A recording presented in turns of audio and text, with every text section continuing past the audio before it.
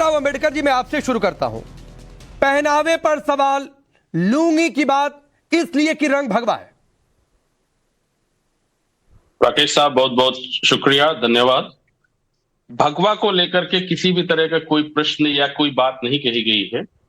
और अगर रही बात कपड़े को लेकर के, आप लोगों की जो है ना बोलती बंद हो जाती है जब दाढ़ी टोपी के नाम पर जो है हमले किए जाते हैं, जब ये हिजाब के नाम पर हमले किए जाते हैं तब आपकी बोलतियां बंद हो जाती हैं। कपड़ों को लेकर के प्रश्न नहीं होना चाहिए। जो बात मुख्य रूप से आ रही है वो विकास की बात कर रहे हैं, आप योगी मॉडल की बात कर रहे हैं। योगी मॉडल की उत्तर प्रदेश में आपको मैं बात बता देना चाहता हूं। शिक्षा को ले लीजिए, शुरुआत करिए योगी मॉडल की उत्तर प्रदेश में। शिक्षा उत्तर प्रदेश में कक्षा 5 के बच्चों का ड्रॉप आउट रेट, कक्षा 8 तक के बच्चों का ड्रॉप आउट रेट अगर आप देखेंगे तो उत्तर प्रदेश में सबसे ज्यादा है इस देश में। अगर आप देखना चाहते हैं, योगी मॉडल को देखना चाहते हैं, भ्रष्टाचार देखना चाहते हैं, तो योगी साहब की जितनी भी योजनाएं उत्तर प्रदेश में चल रही है, योगी साहब की कैबिनेट के जो मिनिस्टर्स हैं और जो विधायक हैं, उनकी सारी योजनाओं को बट्टा लगा रहे हैं, उनको मटियामेट कर रहे हैं। कैसे? अब आप देखिए, प्रधानमंत्री आवास योजना की बात कही जाती है और उसको लेकर के बहुत सारा ढिंडोरा पीटा जाता है। अब आप सुन लीजिए राकेश साहब, अगर आप मॉडल की बात कर रहे हैं, अगर नहीं, मैं एक क्रॉस कर रहा हूं, आप बोलते रहिएगा पवन राव अंबेडकर जी, आप बोलते रहिएगा। मैं मॉडल की बात कर रहा हूं और मैंने शुरुआत में शायद आप जब मैं ओपनिंग देता हूं तो बहुत ध्यान से सुनते नहीं है। मैंने पहले ही कहा था सिर्फ मॉडल की, सुन लीजिए सर, आप ही बोलिएगा, आप ही को समय दूंगा, कि सिर्फ मॉडल की बात करते तो ठीक था। उसमें लुंगी घुसाने की क्या जरूरत थी कि लुंगी पहन कर आ जाते हैं। 2018 में अकबरुद्दीन ओवैसी ने कहा था कैसे कैसे कपड़े पहन कर आ जाते हैं। अरे कपड़े का नाम ही लेने की क्या जरूरत थी? और अगर नाम लेंगे तो यह सवाल उठेगा कि भगवा से चिढ़ है, क्योंकि योगी आदित्यनाथ कोई और रंग का कपड़ा तो पहनते नहीं है, भगवा ही पहनते हैं, एक ही तरीके का कपड़ा पहनते हैं। 2018 में भी बात, आज 2023 में भी बात। अब राकेश साहब सुनिए, अगर विकास की ही बात है, सबका साथ सबका विकास और सबका विश्वास की ही बात है, तो आदरणीय मोदी साहब अपने मंच से कहते हैं कि हम कपड़े देख करके पहचानते हैं। वो कौन से लोग हैं जो ये कहते हैं कि दाढ़ी और टोपी के नाम पर हमला होना चाहिए? वो कौन से लोग हैं जो हिजाब को लेकर के प्रश्न चिन्ह खड़ा करते हैं? हम भी विकास की ही बात कर रहे हैं, लेकिन जब आप उस चीज को गलत ढंग से उठाने का प्रयास करते हैं तो ऐसे शब्दों का इस्तेमाल तो गलत ढंग से क्या उठाया?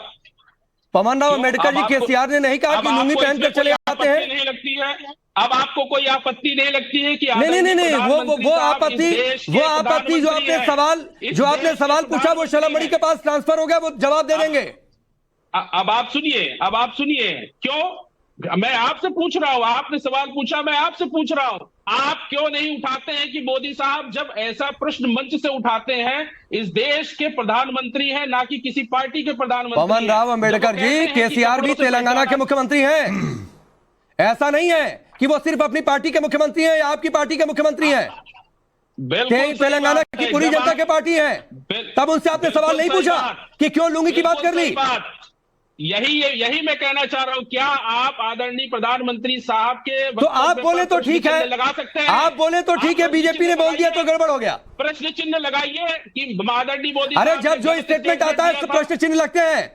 कल केसीआर ने बोला, आज हम सवाल उठा रहे हैं। कल से आज तक के बीच में किसी और बीजेपी नेता ने बोला है? अगर बोलिए तो मैं शलमणि से सवाल पूछता हूं उनका नाम लेकर। देश की जनता सुन रही है, आप प्रश्न चिन्ह लगाइए कि मोदी साहब ने जो इस देश के लोगों को कपड़े पहचानने को लेकर के वक्तव्य दिया था वो सही था या गलत था? आप इसका प्रश्न का उत्तर दीजिए ना। शलमणि जी जवाब दीजिए पवन राव अंबेडकर जी की बात का। चूंकि पहले एक बात आई थी आप लोगों की ओर से, तो ये जस्टिफाइड है। ये भगवा पर सवाल उठाएंगे, लुंगी पर सवाल उठाएंगे मुख्यमंत्री योगी आदित्यनाथ के। नहीं, मैं आपको बात को कास्ट करूंगा। भगवा को लेकर के कोई वक्तव्य नहीं दिया गया, आप जबरदस्ती। अरे अच्छी बात है राकेश जी, उठाते रहे। अम्बेडकर जी, ना तो आप मासूम है, ना तो मैं मासूम हूं, और ना तो तेलंगाना की जनता मासूम है, ना इस देश के लोग मासूम है। सभी समझते हैं। भगवा शब्द अगर आप कहेंगे, अगर किसी, सुनिए पवन राव अम्बेडकर जी, अगर किसी, आप इस देश की जनता को भड़काने का काम, कोई भड़का नहीं रहा हूं, कोई भड़का नहीं रहा हूं, कोई भड़का नहीं रहा हूं। सभी को पता है कि मुख्यमंत्री योगी आदित्यनाथ को आज तक किसी ने किसी और रंग के कपड़े में नहीं देखा है। पवन राव अंबेडकर जी, अगर देखा है तो एक तस्वीर दिखा दीजिए। मैं ये सवाल नहीं पूछूंगा, माफी मांग लूंगा इस सवाल के लिए। बिल्कुल गलत, दिखा दीजिए तस्वीर। चलिए शलमणि त्रिपाठी जी, लेकर के कोई शब्द का इस्तेमाल नहीं किया गया है। राकेश साहब, ऐसे भड़काऊ शब्द का इस्तेमाल आप मत चलिए करिए। ठीक है, मैं दोबारा आऊंगा शलमणि जी, और मैं सबसे यही सवाल पूछ लूंगा। शलमणि त्रिपाठी जी, आप बोलिए। राकेश जी, देखिए, इसमें कोई हैरान होने वाली बात नहीं है। जो व्यक्ति बैठ के यहाँ डिफेंड कर रहे हैं, हमारे जो साथी इस पूरे बयान को डिफेंड करने की कोशिश कर रहे हैं, क्या उनकी पार्टी के एक बड़े नेता ने नहीं कहा था कि इस देश से 15 मिनट के लिए पुलिस या सेना हटा लो, उसके बाद देखो हम क्या करते हैं? किस प्रकार का बयान देते आए हैं, किस प्रकार की मानसिकता है। तो ऐसे लोगों को अगर भगवा से नफरत नहीं होगी, हिंदुत्व से नफरत नहीं होगी, इस देश के राष्ट्रवादियों से नफरत नहीं होगी, तो क्या हो सकता है? इनसे आप उम्मीद क्या कर सकते हैं?